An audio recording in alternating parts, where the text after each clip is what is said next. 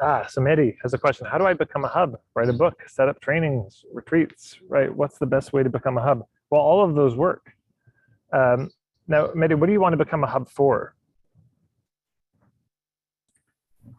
Um, I'm a trauma therapist, somatic trauma therapist, and I want to have more people coming to me.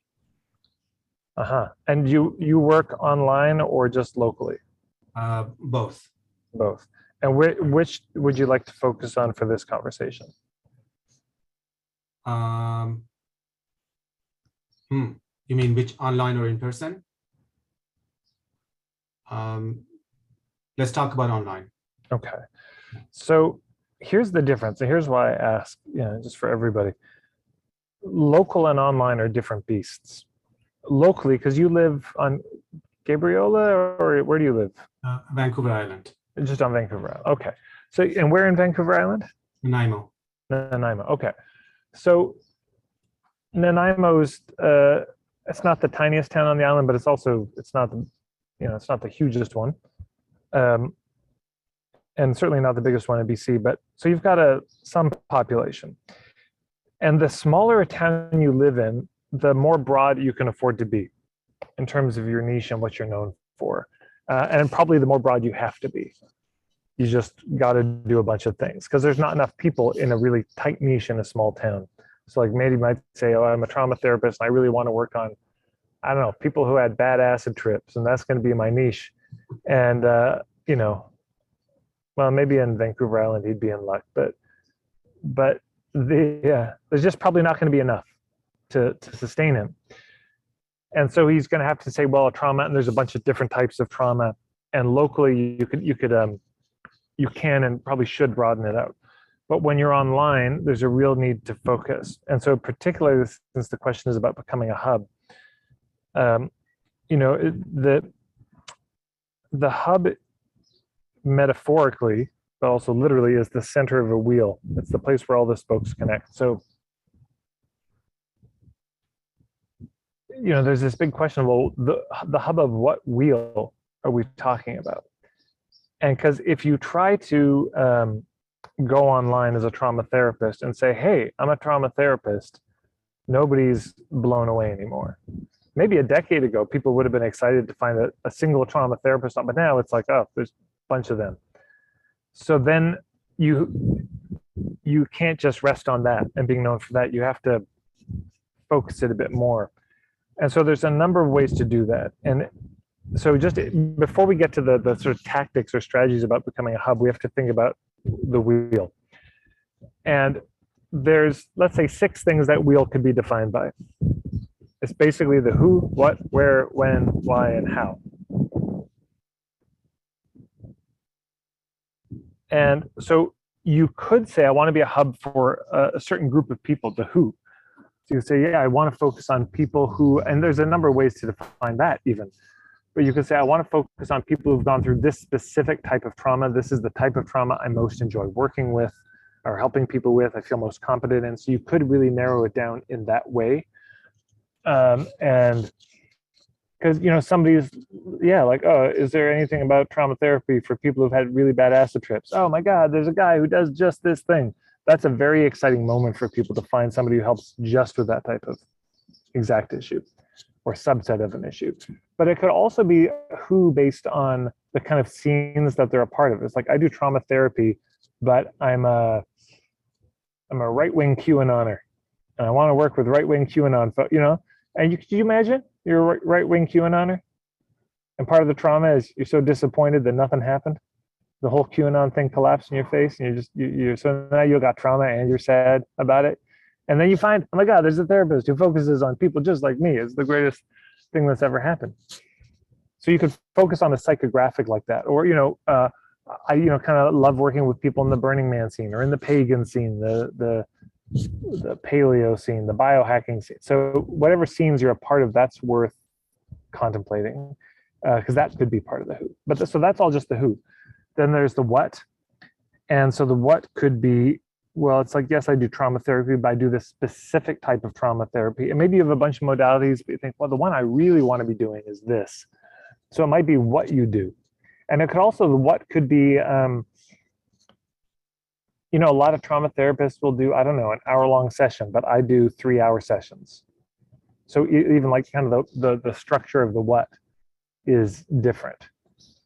Could be a different modality, but you could really hone in on the what you're offering that's unique that nobody else is offering. And now it's to the same group of people, but it's a different thing.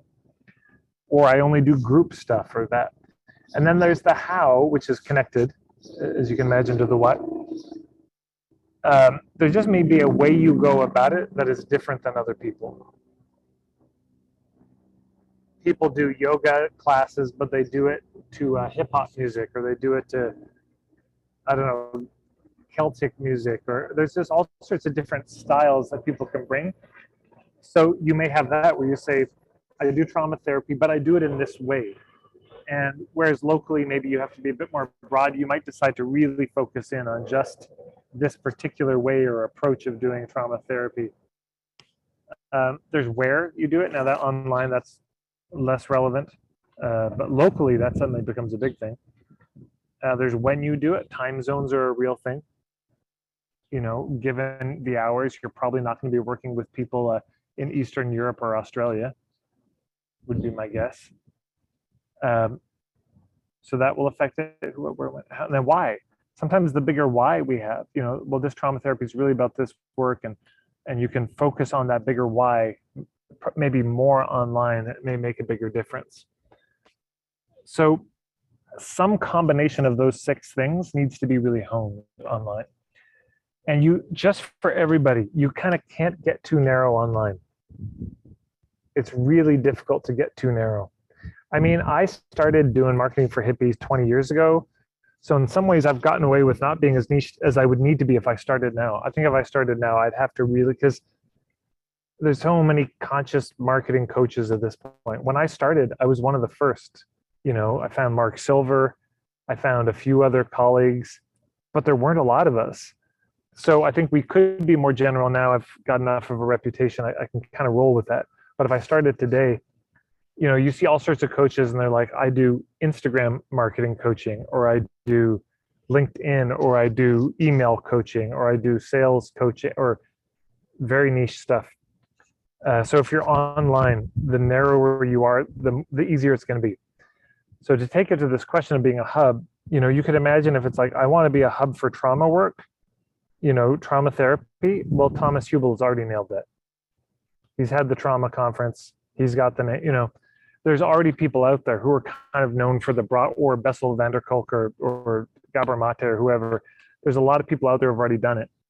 So then the question I would ask, and this is, if you check out on YouTube, if you search just Tad Hargrave positioning matrix, it's a great exercise. But basically what you do is, first of all, you make a list of all the kind of competition. You know, you make a list of all the other people who are out there doing similar things. And then you start to figure out where you fit in that. You know, where are the gaps? What is nobody doing? Is one of the most reliable questions around niching is just what's missing in the marketplace? What is nobody doing? Now, maybe what's missing in terms of what's being offered, in terms of how it's being offered, to whom it's being offered, where and when and why, you know, all of those may factor into it. But that's the question online, is like, well, okay, what's not there? You know, that is a kind of the blue sea. It's just wide open. Nobody's touching it. And then you could become known for that. And then you could become a hub for that. So Mehdi, does anything come to mind from all of this as a possibility? Yeah, I like I mean, I already have some ideas around what is missing. And I think I have something unique that I'm offering. It's a matter of sort of presenting it in a way that reaches the people I wanted to reach. Yeah. Because, you know, in terms of my ethics, like you promote, I don't want to be pushy.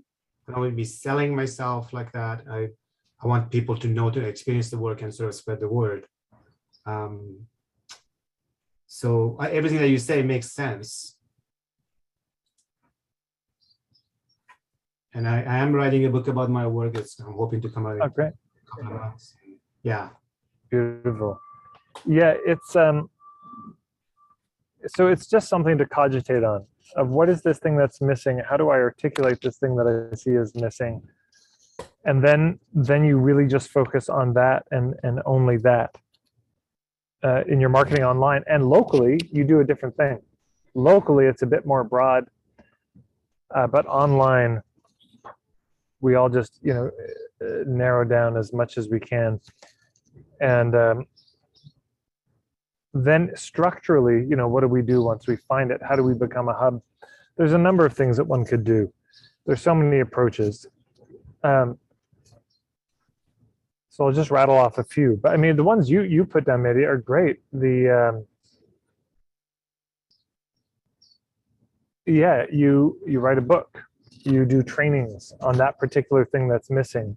You host retreats. You run a free Facebook group for folks who are interested in that kind of conversation. You maybe do an online summit on that very topic. You host a podcast on that very topic. You go around and get interviewed on other people's podcasts on that topic. You get yourself kind of on stage.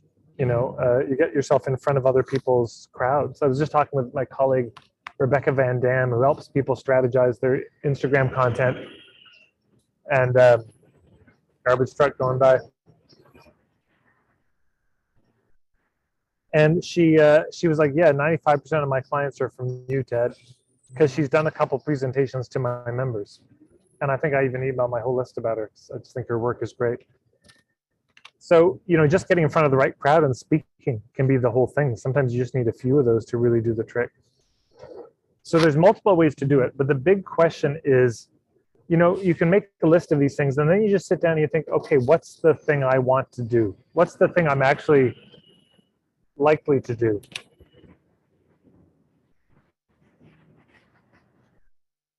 One definition of sustainable marketing is that it's a kind of marketing that you could do over time consistently.